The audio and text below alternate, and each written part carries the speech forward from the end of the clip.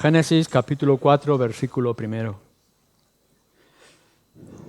Conoció Adán a su mujer Eva, la cual concibió y dio a luz a Caín, y dijo: por voluntad de Yahvé he adquirido varón. Después dio a luz a su hermano Abel, y Abel fue pastor de ovejas, y Caín fue labrador de la tierra. Y aconteció andando el tiempo que Caín trajo del fruto de la tierra una ofrenda a Yahvé. Y Abel trajo también de los primogénitos de sus ovejas, de lo más gordo de ellas. Y miró Yahvé con agrado a Abel y a su ofrenda, pero no miró con agrado a Caín y a la ofrenda suya. Y se ensañó Caín en gran manera y decayó su semblante. Entonces Yahvé dijo a Caín: ¿por qué te has ensañado y por qué ha decaído tu semblante? Si bien hicieres, ¿no serás enaltecido? Y si no hicieres bien, el pecado está a la puerta. Con todo esto, a ti será su deseo, y tú te enseñorearás de él. Y dijo Caín a su hermano Abel: salgamos al campo. Y aconteció que estando ellos en el campo, Caín se levantó contra su hermano Abel y lo mató. Y Yahvé dijo a Caín: ¿dónde está Abel, tu hermano? Y él respondió: no sé, ¿soy yo acaso guardián de mi hermano? Y él le dijo: ¿qué has hecho? La voz de la sangre de tu hermano clama a mí desde la tierra. Ahora pues, maldito seas tú de la tierra, que abrió su boca para recibir de tu mano la sangre de tu hermano. Cuando labres la tierra, no te volverá a dar su fuerza. Errante y extranjero serás en la tierra. Y dijo Caín a Yahvé: grande es mi castigo para ser soportado. Y aquí me echas hoy de la tierra, y de tu presencia me esconderé, y seré errante y extranjero en la tierra, y sucederá que cualquiera que me hallare me matará. Y le respondió Yahvé: ciertamente cualquiera que matare a Caín 7 veces será castigado. Entonces Yahvé puso señal en Caín para que no lo matase cualquiera que le hallara. Salió pues Caín de delante de Yahvé y habitó en tierra de Nob, al oriente de Edén. Y ahora nos acercamos a nuestra exposición en la carta de Judas y leemos así en el versículo 10 y 11. Escribe así Judas: pero estos blasfeman de cuantas cosas no conocen, y en las que por naturaleza conocen se corrompen como animales irracionales. Ay de ellos, porque han seguido el camino de Caín, y se lanzaron por el lucro en el error de Balaam, y perecieron en la contradicción de Coré.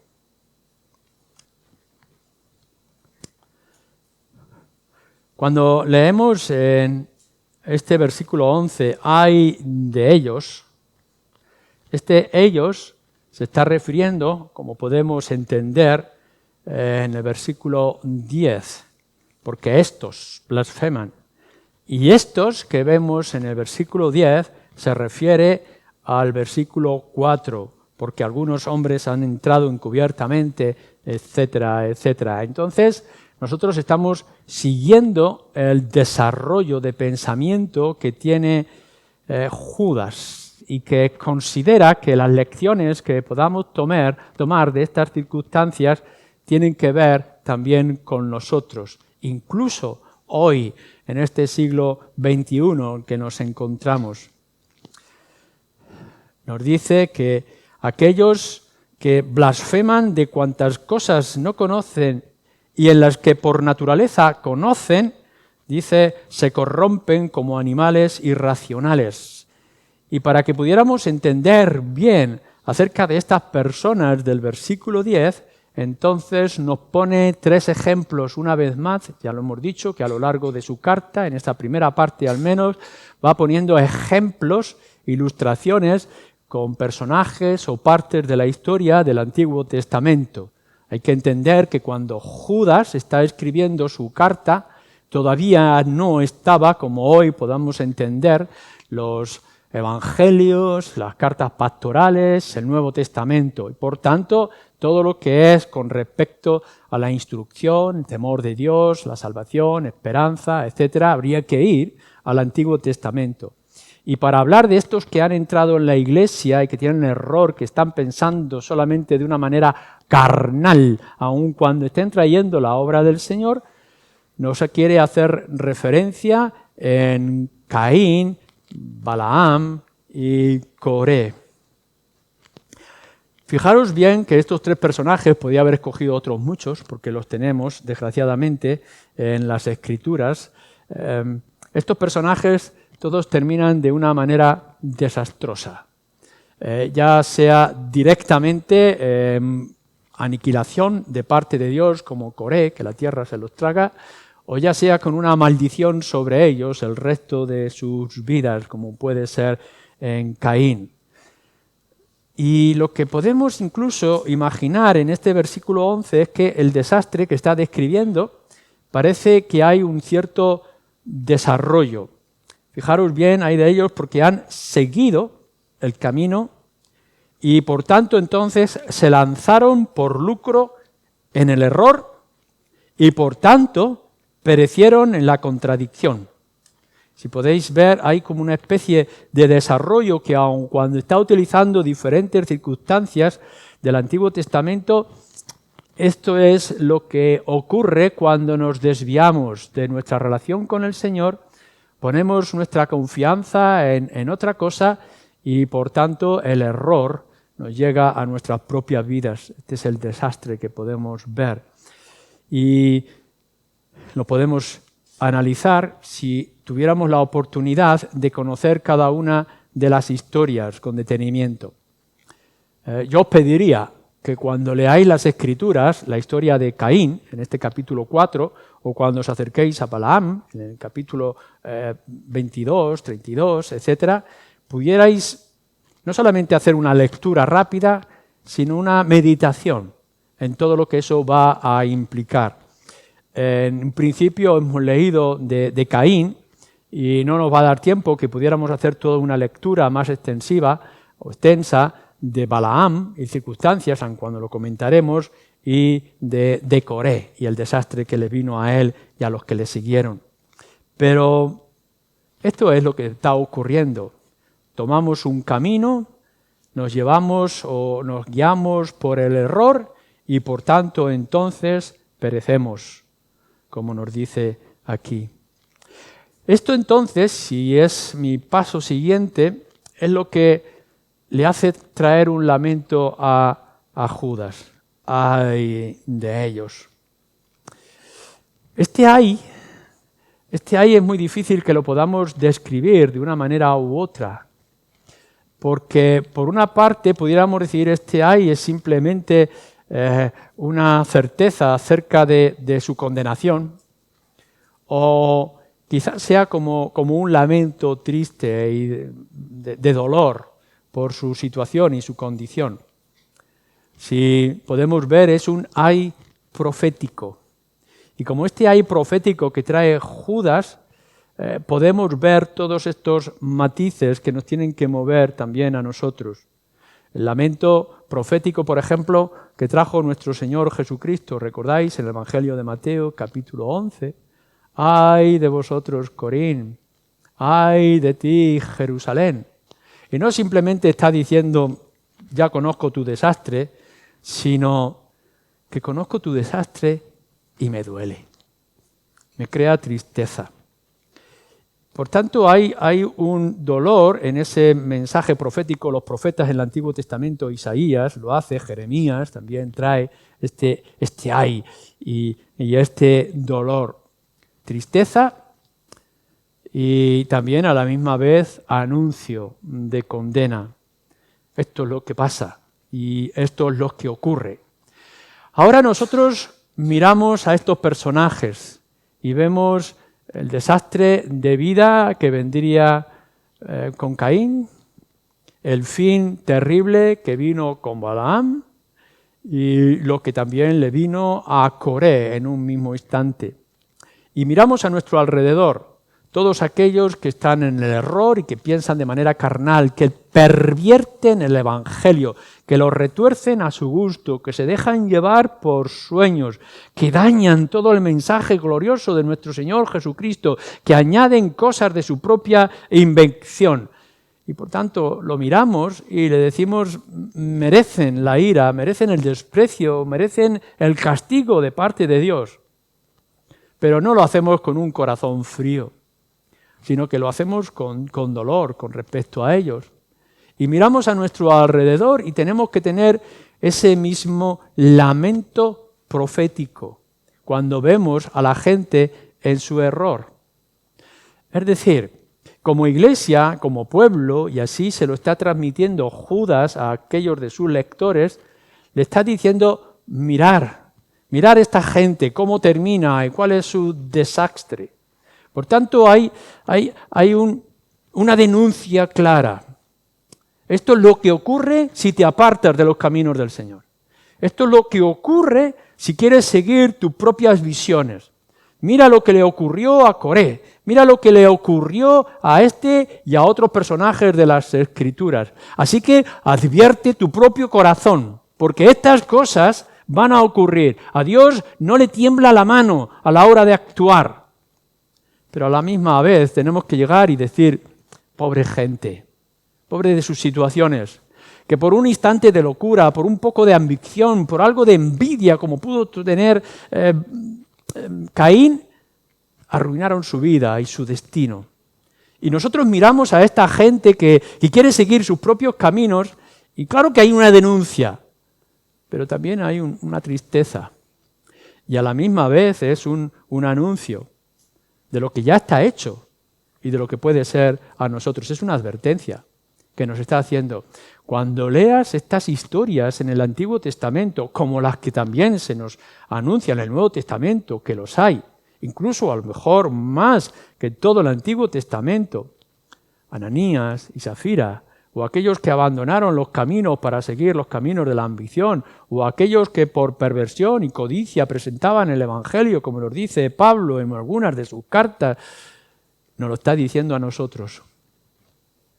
Si has empezado en el camino, ten cuidado y no te desvíes del camino, como le pudo ocurrir a Caín. Si has conocido la verdad, no te dejes llevar por el lucro y por la ambición, como le pudo ocurrir a Balaam. Y si has visto la grandeza del Evangelio, no permitas que tu alma perezca y se arruine.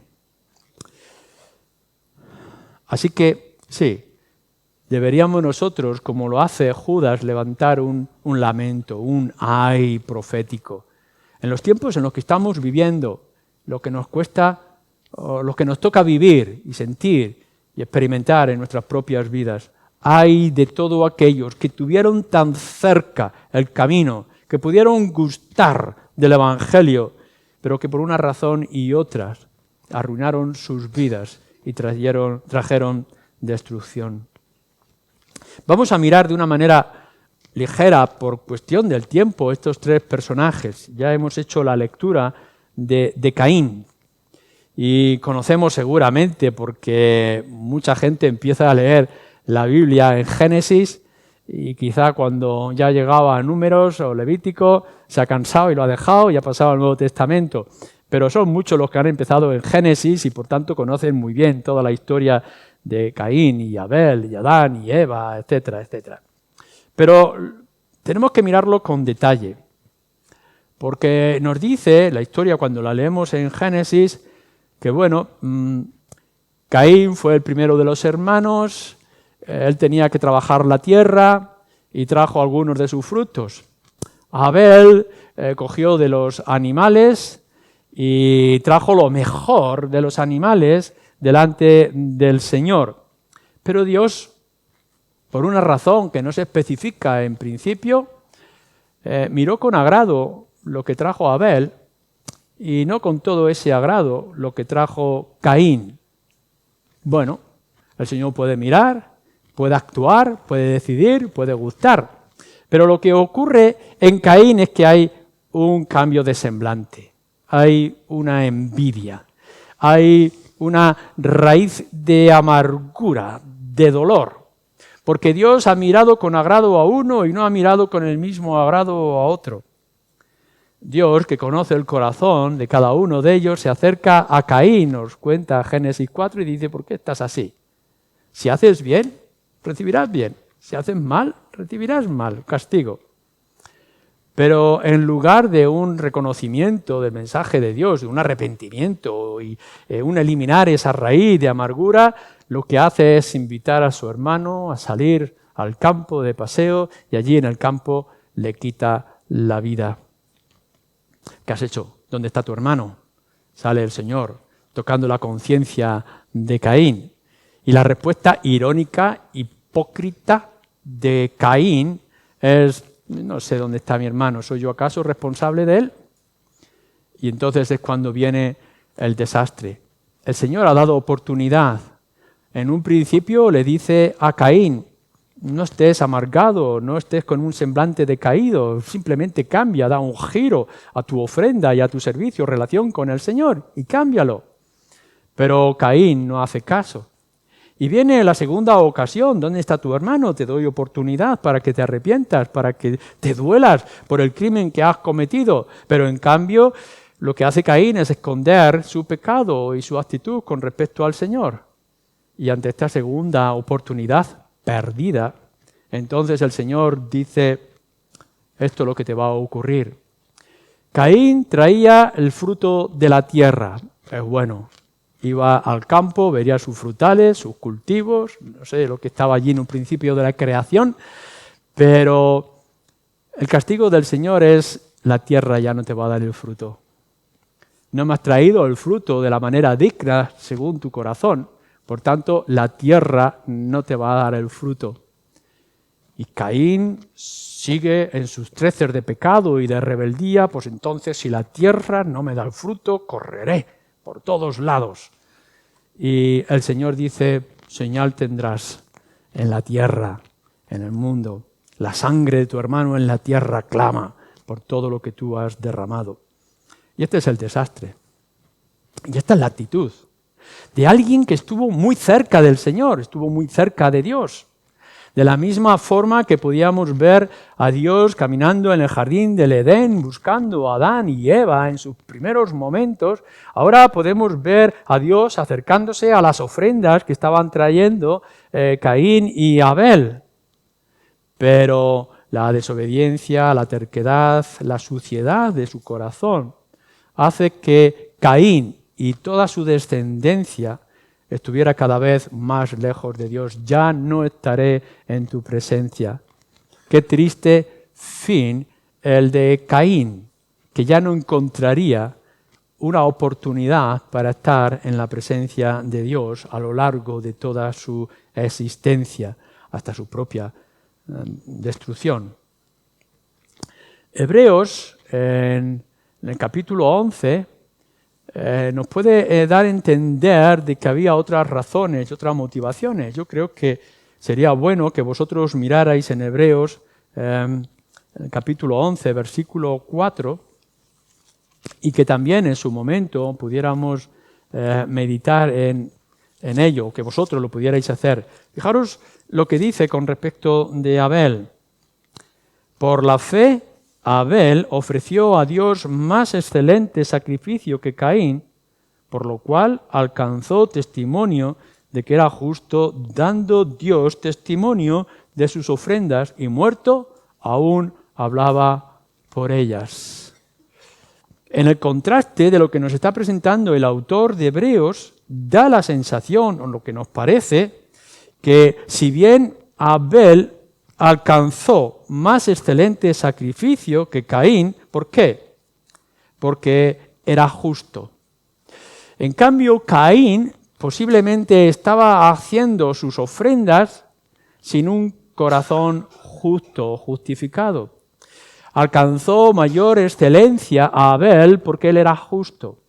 No podríamos pensar que Caín no alcanzó los beneficios, la excelencia delante de Dios porque su corazón no es corrompido, estaba corrompido, o corrupto, dañado, no justificado. no temeroso de Dios. No pudiera ser que nosotros queramos presentar a Dios nuestras ofrendas a nuestro propio gusto, en la manera en que nosotros nos imaginamos, y no de una manera temerosa u honrosa delante de Dios. No toda ofrenda, no todo sacrificio, no toda honra que pueda salir de tus labios y de tu vida tiene por qué ser agradable delante de Dios. Aun cuando pudiera ser unos frutos hermosos de la tierra que Caín había cultivado, el Señor miró con mayor excelencia y gusto o placer la obra de Abel, no en sí por los animales que fueran, sino porque venía de un corazón justo, de un corazón temeroso. Mirad cada uno de vosotros con qué actitud traéis lo mejor de vuestras vidas a los pies del Señor. Y con qué actitud actuáis en toda aquella cosa que queráis ofrecerle a Él. Él rechazó la exhortación porque no estaba su corazón puesto en las cosas de Dios, sino quizá en otra dirección. La muerte de su hermano no fue el mayor pecado de Caín. La muerte de su hermano fue el resultado de un corazón no arrepentido y de una falsa relación con Dios. Y fijaros bien qué es lo que nos está advirtiendo Judas. El corazón que no es temeroso de Dios y que no se rinde a la palabra de Dios en toda su esencia y no le busca honrarle, podrá encontrar que sus caminos se desvían hasta el desastre.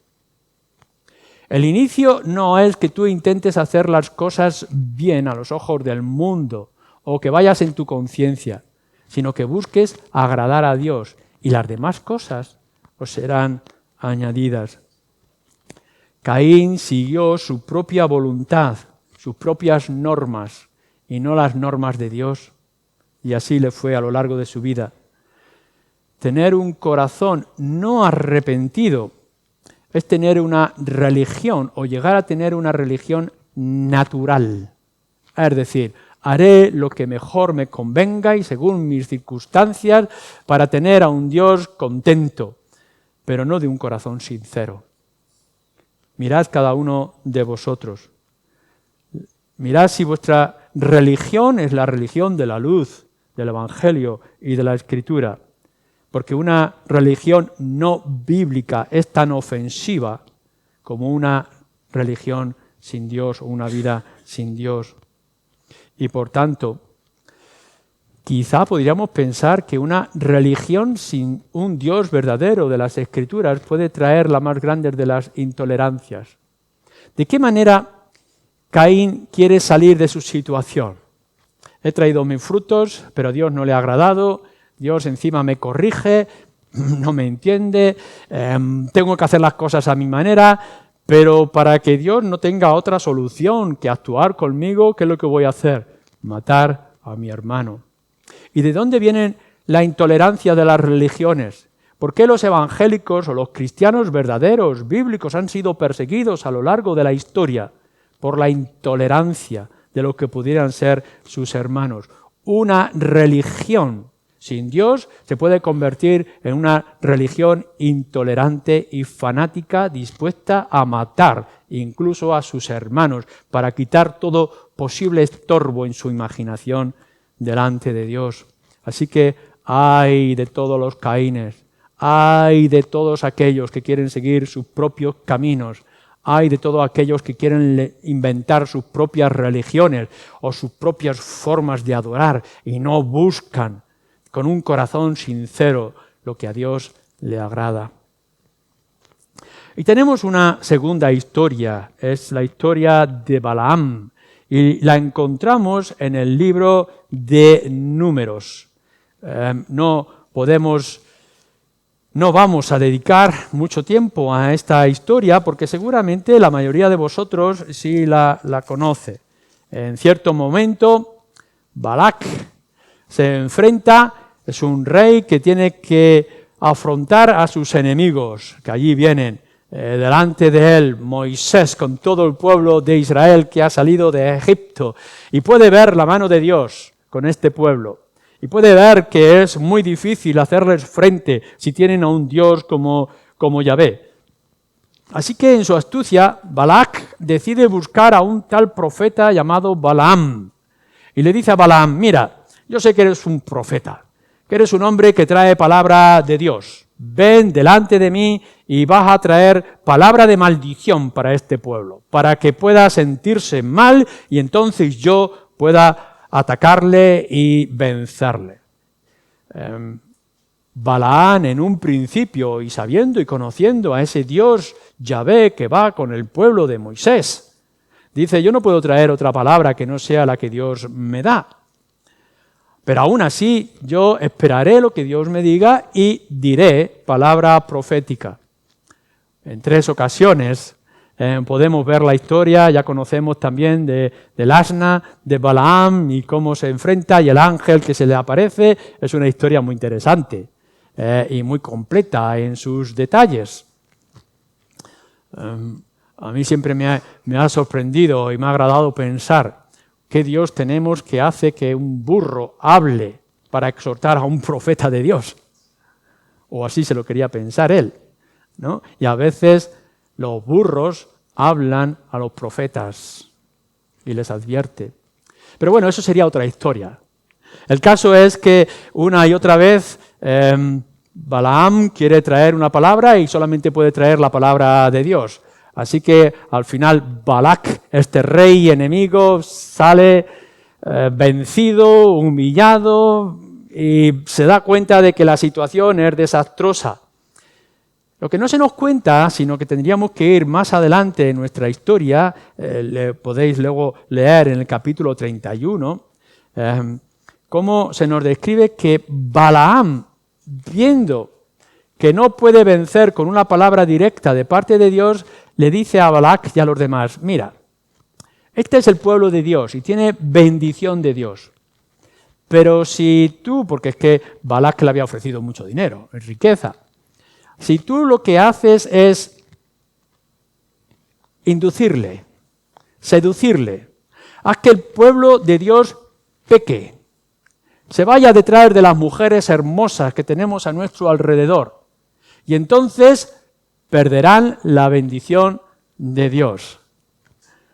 Esto nos hace pensar que Balaam no pudo cambiar la profecía o el mensaje de parte de Dios, pero era astuto, era listo y sabía, conocía bien la relación que Dios tenía con su pueblo y el pueblo con su Dios.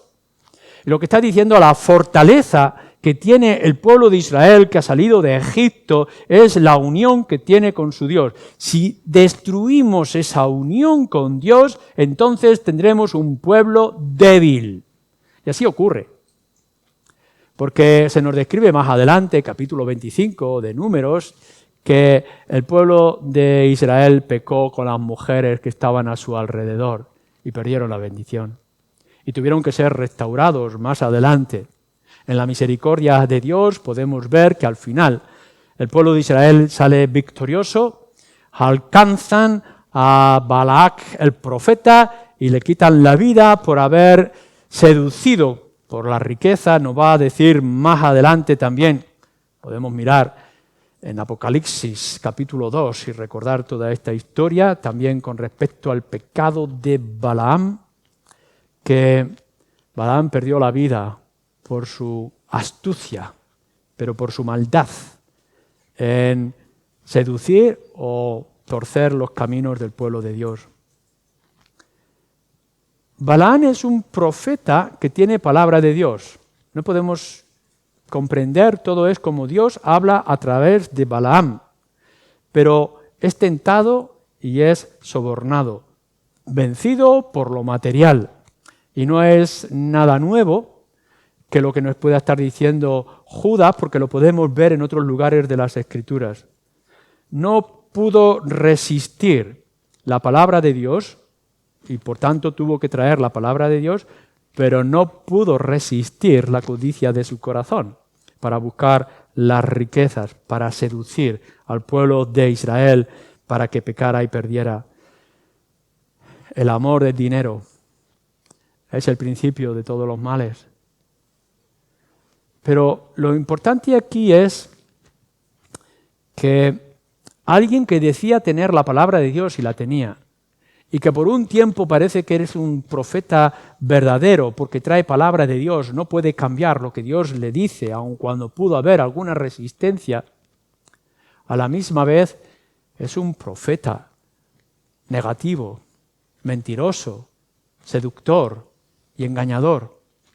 Y no podríamos pensar que aun cuando nosotros tuviéramos, como decíamos también esta mañana, que pudiéramos tener la palabra de verdad y no la pudiéramos negar. La Escritura es la Escritura. Y no podemos negar lo que dice la palabra de Dios. Pero con nuestra actitud y nuestro comportamiento estemos dañando la obra del Señor. Cuando vio Balaam que no podía cambiar la palabra de Dios, constantemente Dios le decía: este pueblo va a ser bendecido y el ejército o el pueblo de Balac va a ser destruido. No podía hacer de otra manera y tuvo que repetirlo varias veces, pero aún así cambió y retorció para perder la bendición del Señor sobre el pueblo de Israel. ¿Qué es lo que te quita a ti la bendición y la comunión con el Señor? Puedes tener la palabra de Dios, pero a lo mejor tienes la seducción. Puede que estés escuchando palabra profética desde aquí, desde otro lugar, y a la misma vez se te esté encaminando a las cosas del mundo, al engaño. Lo triste es que podamos tener hombres como este, como Balaam, que habla con una gran claridad, se sube al monte y trae palabra de Dios. No puedo decir otra cosa que lo que Dios me impulsa, me obliga a decir. Pero por otra parte, no os preocupéis, porque si hacéis que el pueblo de Israel pierda la comunión con Dios, entonces venceréis. Como iglesia, ¿dónde está nuestra fuerza? Como pueblo de Dios, ¿dónde está nuestra fortaleza? No está en astucias, no está en ejército, no está en fuerzas, sino en nuestra comunión con Dios. Y que pudiéramos tener la doctrina más sana y los más grandes de las teologías sistemáticas y de las confesiones de fe, doctrina pura que pudiéramos tener, la más fiel, la más soberana.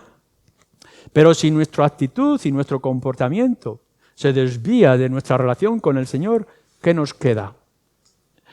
¿No pudiera ser que termináramos con una gran doctrina y libros debajo del brazo, pero con un corazón sucio y contaminado que ha perdido la comunión con el Señor?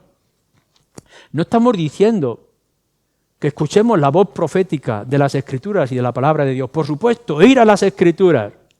Pero si las Escrituras, la palabra de Dios, no nos hacen permanecer fieles en una relación con el Señor, nuestro valor y nuestra fortaleza se perderá. No dejemos que los falsos profetas y los engañadores vengan y nos traigan grandes palabras, grandes exhortaciones, pero que con astucia desvíen nuestro corazón con su comportamiento y su codicia. Y entonces llegamos a esta tercera historia, que es la de Coré. Aquí vamos un poco hacia atrás y nos encontramos, como sabéis, en el capítulo 16. Y nos cuenta así, de esta manera: Coré, versículo 1, hijo de Izar, hijo de Coat, hijo de Leví, y Datán y Abiram, hijos de Eliab, y On, hijo de Pelet, de los hijos de Rubén, tomaron gente.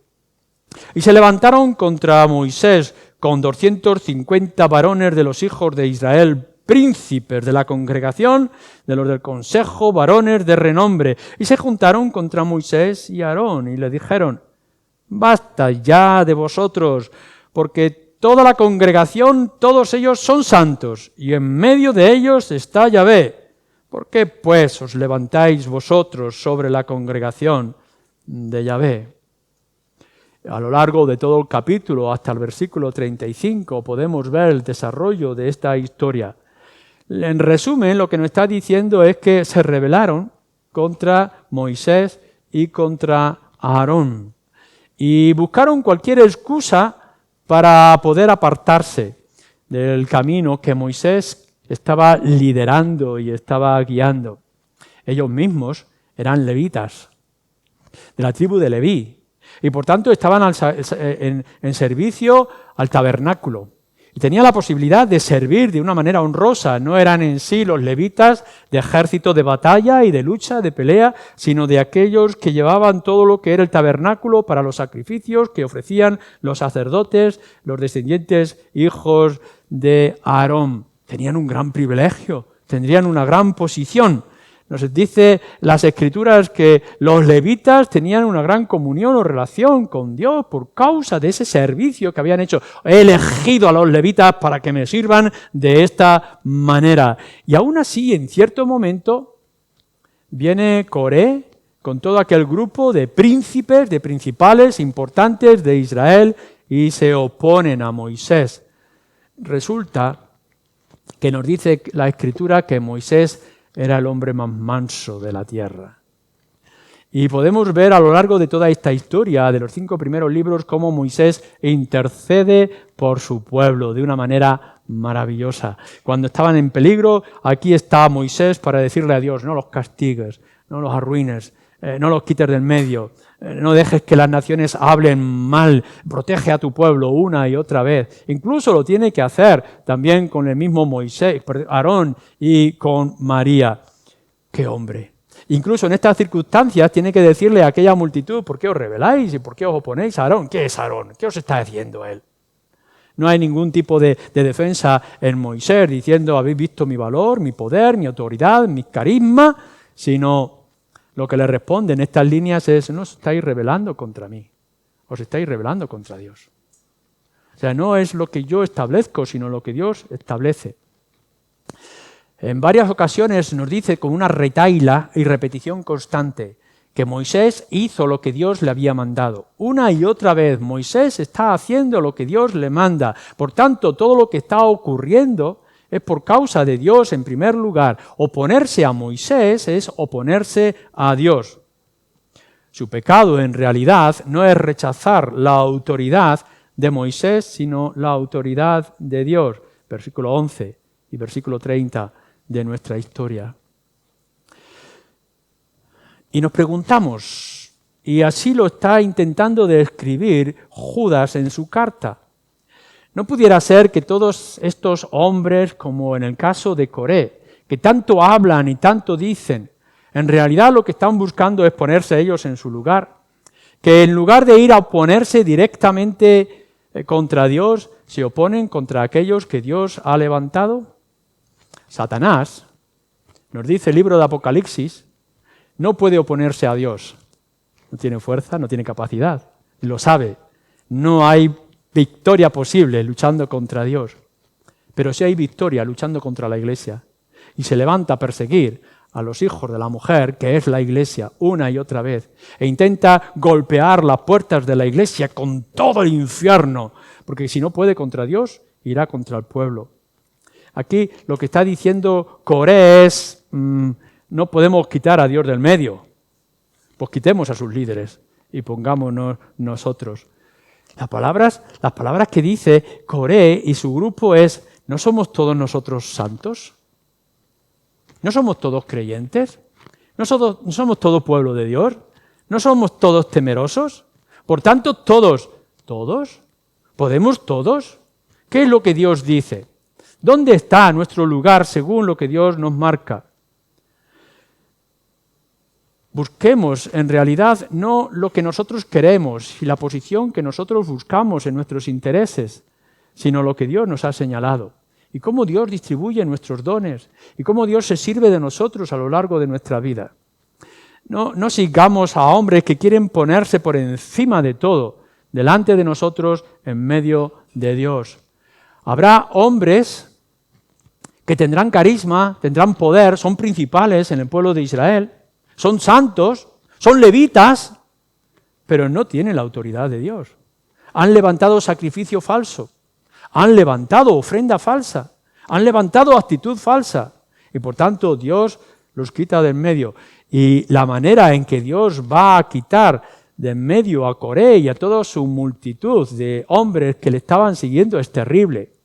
Moisés dice, vengamos delante de Dios y dejemos que Dios reivindique. Dejemos que Dios obre. Y Dios lo hace.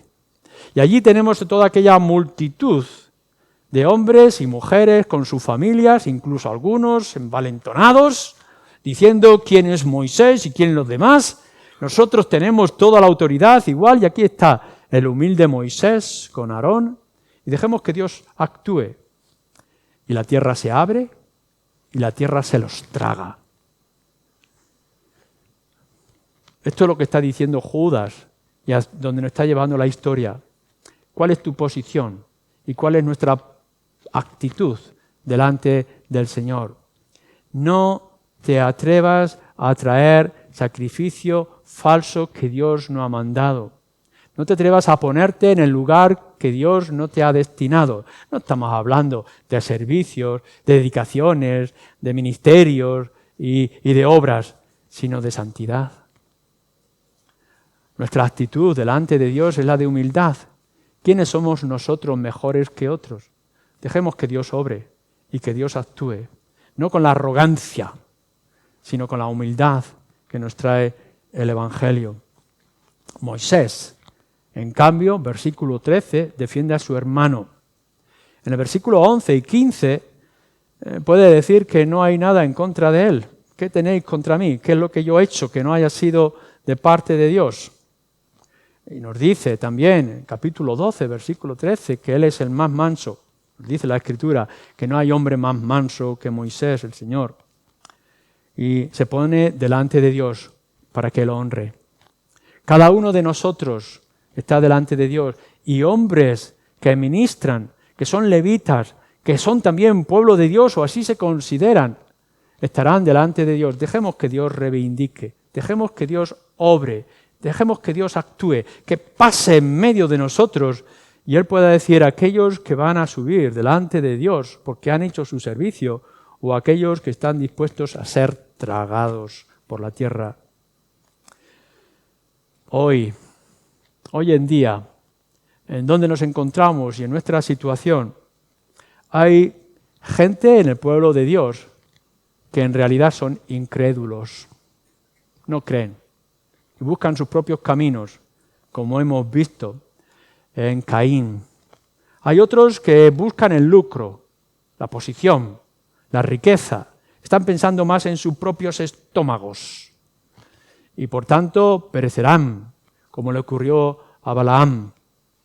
Y hay otros que se proclaman voceros de Dios, profetas, cuando Dios no los ha llamado, y ellos también alcanzarán la ruina. Lo que nosotros necesitamos es hombres como Abel, que traen lo mejor de lo suyo para presentarlo delante de Dios. Necesitamos hombres como Moisés, mansos y humildes, dispuestos simplemente a hacer lo que Dios demanda. Cada uno de nosotros, los que estamos aquí, tenemos que mirar nuestro propio corazón y cuál es nuestra actitud. Solamente Dios conoce vuestro corazón. Solamente Él sabe lo que en este momento tenéis. Quiera el Señor que tengáis el corazón de Abel y que tengáis el corazón de Moisés y os alejéis de aquellos que pueden traer desvíos y daños en vuestro pueblo, en vuestros corazones. Vosotros tenéis vuestra fortaleza en la comunión con el Señor. Si perdéis esa comunión con el Señor, perderéis vuestra fortaleza. Amén.